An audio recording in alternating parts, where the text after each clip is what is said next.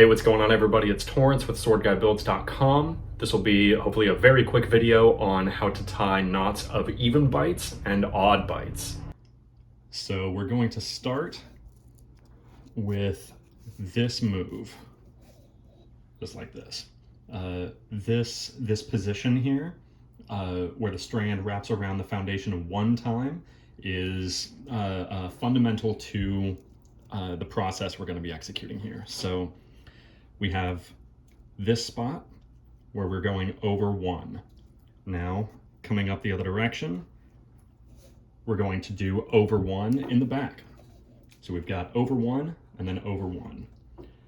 Now we're going to go under over when we come back down. Okay, so we have this position here, and note that I'm pinning this intersection with my index finger, just like I'm pinning this intersection here with my thumb. That is also not super important. You can do it without doing that, but I do find it helpful. So now we're coming up in the back, and we're going under one, over one, like we just did. Note that we always end going over. And now we have this shape here. We have this position that looks just like this position right here.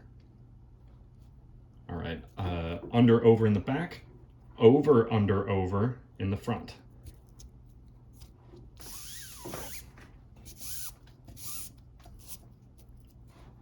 Okay, just like that.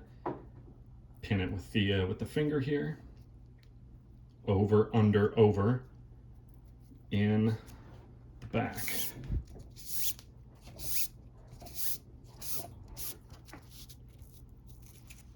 I am pulling this a little bit tight after every path I lay. So now under, over, under, over.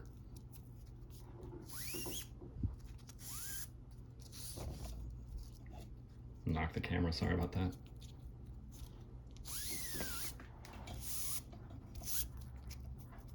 There we go. And now the knot will pretty much hold itself in place, so I don't need to worry too much about what my fingers are doing.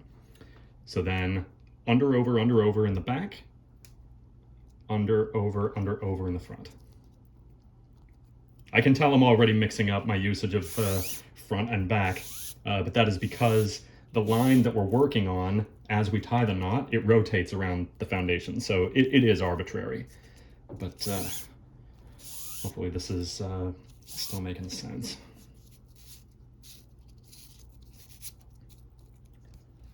Okay, under, over, over. And we can see now this final pass here. This will be very easy to follow because we'll go under this one, over that one, under this. That'll bring us to a solid diamond pattern, or like our lattice base for this knot.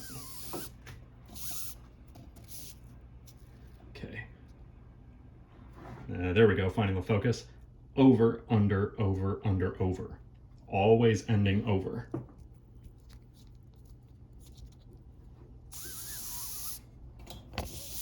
Thanks. It's the Wild West. I'm just knocking stuff, getting out of frame. Okay, so again, this is the last pass to make this a 6-bight knot. So we're gonna go over, under.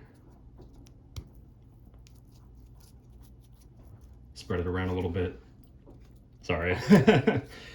So punch under here, and I sort of moved the neighboring strands out of the way to keep the spacing looking good. You have to keep the space of one strand between strands because this is only half of the knot. Okay, again, move that a little bit out of the way, make some space.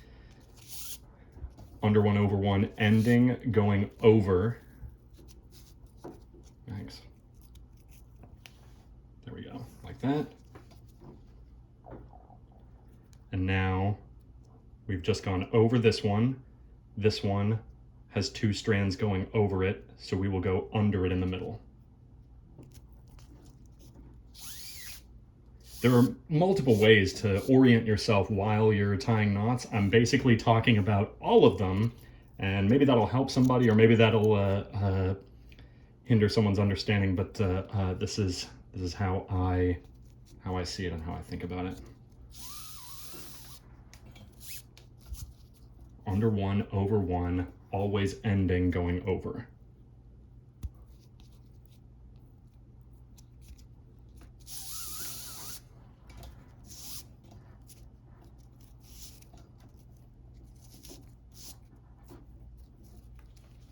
There we go. So now, theoretically, the working end here and the standing end from the beginning of the knot, those we can pretend those are the same part of the strand here, and it's just a seamless continuum. So that is a 7-part 6-bight bass knot.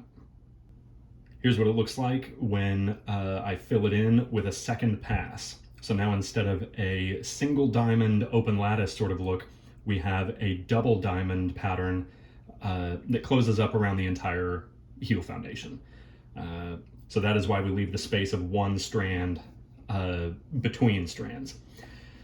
So this is how you tie any knot of even bights. How do you tie a knot of odd bights? Well, I do that for this is an Eco bullwhip. I do that for the accent knots on these. So we're going to start with the same move. Here at the fast part, swing it around one time so that it crosses going over. This edge of bights will all end with overs. This edge of bights will always end with unders. So cross this strand, come up alongside the last pass, and we will cross this strand going under.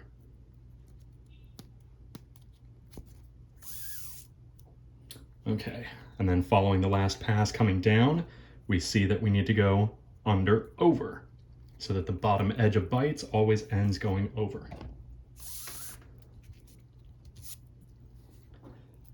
Now coming back around, there we go. We can see here that we go over, under.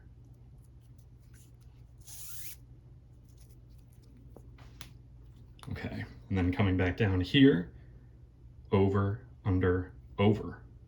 And we can see that, excuse me, this strand and this strand both go over this one, which is how we know we just go under that one to keep the knot stable.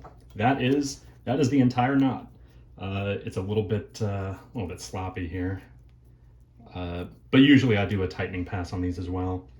So here is the finished 4-part 3-bight bass knot, and just like the heel, you could continue going around as many times as you want, following that pattern of always ending under when you're going up and always ending over when you're going down, and you could get an 8-lead 7-bight or a 10-lead 9-bight with this method.